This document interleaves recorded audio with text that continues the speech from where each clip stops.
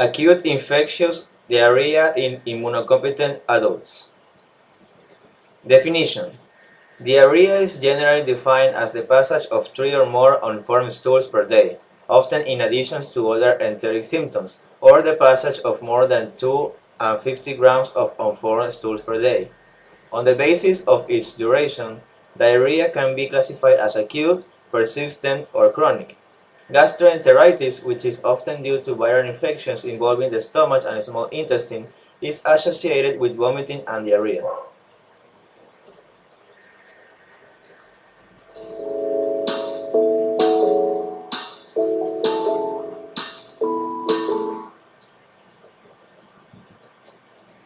This last week, Central Care physicians saw an increased number of patients coming in with acute diarrhea, gastroenteritis. It's typically caused by a virus, at least in the United States, and that virus is very easily transmitted from person to person. Norovirus, rotavirus, those are some of the names of the viruses you may have heard of. Again, these are transmitted very easily, and the biggest risk is dehydration from the diarrhea and possibly the nausea and vomiting. Other less common causes are bacterial infections. You may have heard of Salmonella, Shigella. These are foodborne infections, typically causing a lengthy diarrhea and possibly even hospitalization. And then lastly, parasites. We really don't see parasites in the United States unless you are drinking from well water or been camping, perhaps transmission in a daycare from child to child. So these are the 3 big reasons for having diarrhea. Another thing to remember is an organism called Clostridium that comes after taking an antibiotic. That can cause some serious complications. So if you have any of these signs, fever, blood in the stool, abdominal pain, severe abdominal pain with your diarrhea, those are indications to get into a doctor and get it checked out.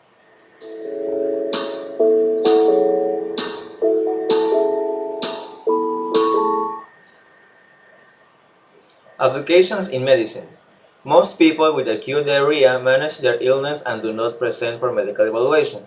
In patients with severe diarrhea associated with colitis or fever, recent or current exposure to hospitals or nursing homes, or the previous use of antibiotics, and in patients with persistent diarrhea, clinical and epidemiologic features may provide valuable information in the evaluation.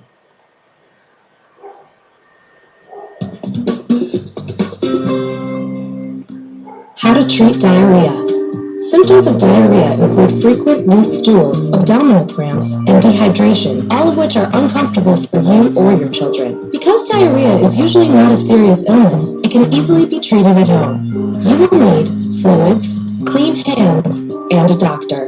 Step 1. Treat your child's diarrhea at home by increasing fluids that help replace electrolytes, like sports drinks. For babies, offer them additional breast milk or formula. Avoid plain water, fruit juice, and sodas. Step 2. Continue your child on their regular diet. Step 3. Frequently wash your hands and your child's hands. Keep suspected diarrhea-contaminated areas clean. Step 4. Consult a doctor if your child's symptoms do not improve within 24 hours. Call a doctor if your baby has not had a wet diaper in over 3 hours, has a fever higher than 102 degrees Fahrenheit, is unusually sleepy, has a dry mouth, or has bloody or black stools. Step 5. Treat diarrhea in adults by drinking plenty of clear fluids such as water, broths, and gelatins. Avoid coffee, alcohol, and apple and pear juices. Pros and cons. Pros: patients recover completely, there are no sequels, and it's very effective treatment. The cons: the treatment may have undesirable side effects. You should apply it in Ecuador. Or in conclusion, people that suffer from acute infectious diarrhea in Ecuador are more likely to have this disease by eating contaminated food in places with low sanitary resources. Thank you.